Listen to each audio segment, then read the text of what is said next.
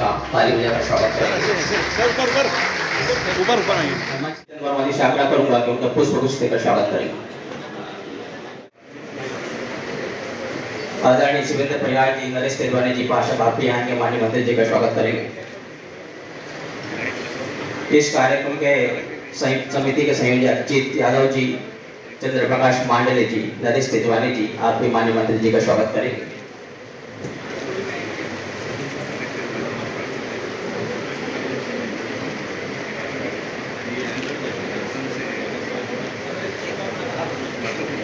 हम सभी सिंधी समाज से आदरणीय लखमानी जी से भी आग्रह किया, मांडले जी, नरेश तिवारी जी से आग्रह जिला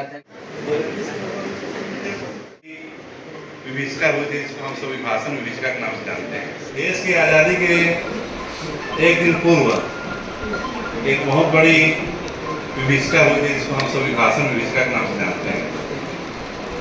और विभाषण विभीषिका को आज पूरे भारत सरकार ने, पूरे देश ने इस के मुख्य अतिथि और इस विषय पे हम लोग को जानकारी देने के लिए या इसके विषय में हमको बताने के लिए, जब हम हमारी संस्कृति की बात करते हैं, भारतीय संस्कृति की बात करते हैं, तो मैं हमेशा मेरे दिमाग में, मेरे जहन में एक फोटोग्राफ आता है जो बचपन में हमारे घर के गांव में घर के जो मुहटा रही थे ते मैं ऊपर में लगे रही से वो फोटो है।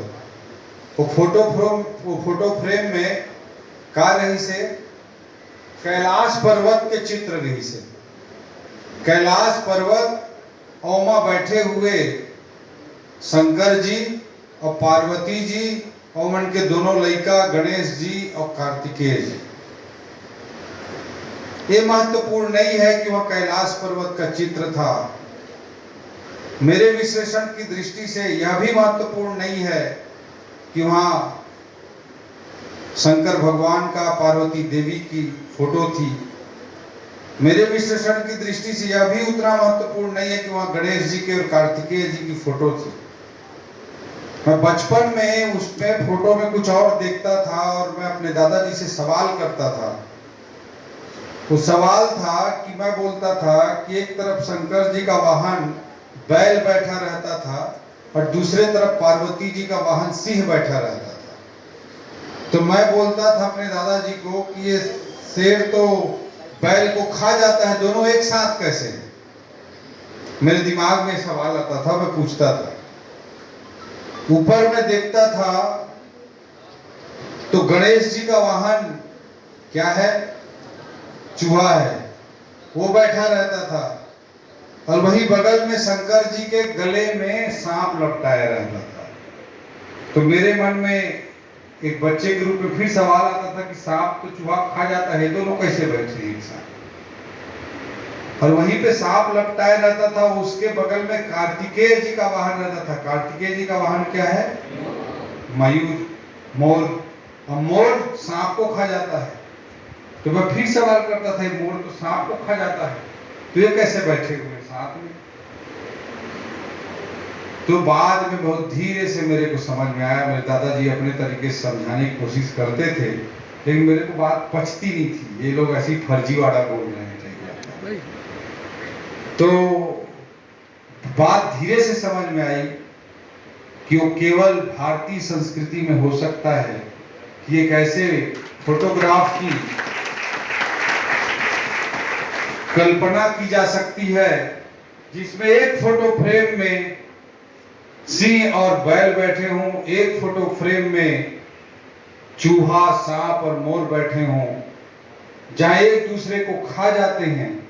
उनके भी सह अस्तित्व की परिकल्पना, उनके भी साथ रहने की परिकल्पना अगर कहीं की जा सकती है तो केवल और केवल भारतीय संस्कृति में की जा सकती है और कहीं नहीं।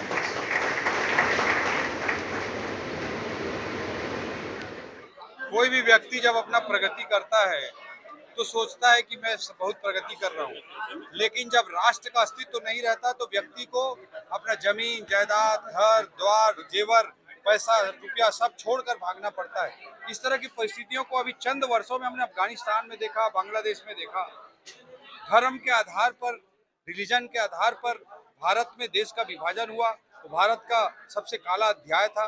इस दिन को याद करते हुए हमें देश में जो इस तरह की विभाजनकारी ताकतें हैं उन्हें नियंत्रित करना चाहिए और देश को एकता और अखंडता के लिए विचारों को प्रोत्साहित करना चाहिए। इस विभाजन विभीषिका दिवस जो हुआ था 14 अगस्त 1947 को, उस तरह की परिस्थितियों का सामना राष्ट्र को भविष्य में ना करना पड़े, इसलिए हमारे इस पूरे समाज को, आने वाली पीढ़ी को इस तरह के विचारों को के प्रति जागरूक करने के लिए पार्टी संगठन हमारी इस तरह के काम कर रही है और आज पूरे देश में विभाजन विभीषिका दिवस मनाया जा रहा है। उसी संदर्भ में गोष्ठी का आयोजन साइंस कॉलेज परिसर दुर्ग में हुआ है।